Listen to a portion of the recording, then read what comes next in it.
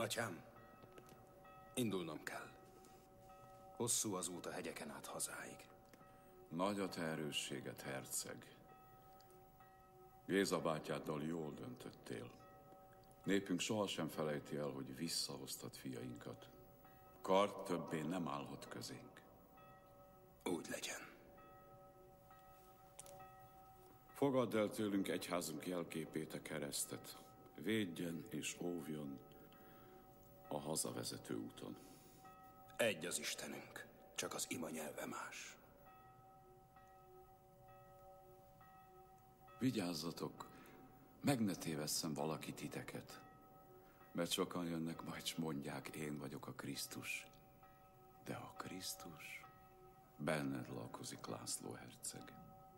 Apotin evlohitu feo, efaristu tinko vendesu.